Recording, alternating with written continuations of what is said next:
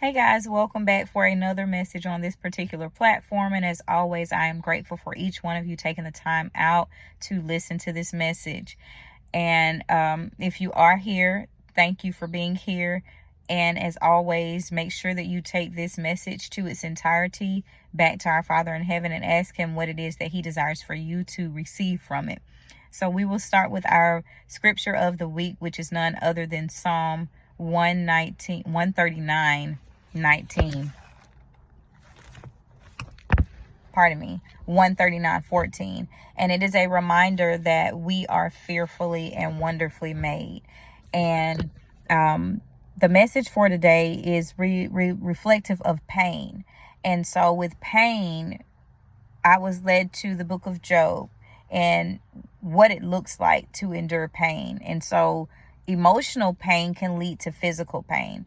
And a lot of times we don't understand why out of nowhere we may get these headaches, or we may start to have body aches, or we may start to have a health decline. And we're going through a lot of different emotional, stressful things, because emotional pain can lead to physical pain. And it's the same if you flip the script. Physical pain can lead to emotional pain. So when a person is in extreme physical pain, then what it looks like is that person may now begin to have all types of emotional areas where it's harder for them to get up. It's harder for them to maintain their daily routines. It's harder for them to communicate. They kind of check out. It may even end in causing depression, long-term or short-term suffering, and cause you to lose hope. It can cause you to lose your faith. It can cause you to lose sight as it overtakes your life, whatever type of pain you may be dealing with. And so, And so that's why the book of Job resonates really well for this particular subject matter. And for those of you that don't know the account of Job, he was a very, very well-off man, scripturally speaking, and he was tested.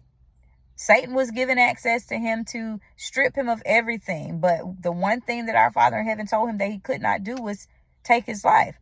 And so he killed his family. He destroyed all of his possessions. And then he also had his wife to try to get him to curse him and to fall away. And so all of these aspects of pain are connected emotionally, physically, and spiritually. And so what you choose to carry is important. The choices that you make will weigh heavy on you emotionally and physically, and it affects you spiritually. So all of these different components work together cohesively. And so it's important for you to make sure that what you're carrying is not, we'll just say, causing an interaction or an interference with your emotional, mental, physical, and spiritual health. Don't allow your pain to just disconnect you from things, spiritually speaking, emotionally speaking. And so Job suffered, but he remained faithful. When you are required to undergo or endure pain emotionally or physically, it's important for you to not allow your faith to waver. And a part of that comes from, you staying connected. And so the verse that we have that we'll focus on is Job 42:12.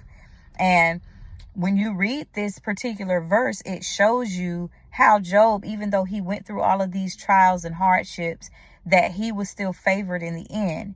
And in the end, Job, his latter years were favorably gifted beyond the beginning of his life. And so this particular scripture tells you that he was provided for so well that it was beyond that which he had before. So his clothing, he was clothed. So it specifies all of the different aspects as to how he had an abundance of things in the latter years. And so he had 14,000 sheep. And so for many of you you think about this biblically speaking, 14,000 sheep would have meant that his whole household was going to be clothed. And then you also had the capacity to be able to share and sell your livestock. Then you also see the account of him having 6,000 camels. Now, I don't know about you, but back in biblical times, there were no transportation methods such as cars and automobiles. But the significance of these camels is camels were utilized to travel. So a lot of people probably were going to be buying this livestock from him as well. And then if he needed to go on a trip, he could comfortably travel. It was not just going by foot. Then he had 1,000 oxen. And so we know that oxen are used typically for tilling ground, for doing different types of agricultural work. So he was well equipped to do all of the things that he needed to be able to replenish all of the things that he had, that were destroyed and that were lost. Then he also had 1,000 female donkeys. This is reproductivity, guys. Donkeys in general are used for the agricultural works and to carry things as well. But because they were females, this means that he could charge a fee to have them to be reproduced. The reproduction. And then when it came to his family, he had 3 daughters, and it made mention of how beautiful that they were. How beautiful they were. There were no other women that compared to the beauty that his daughters exemplified.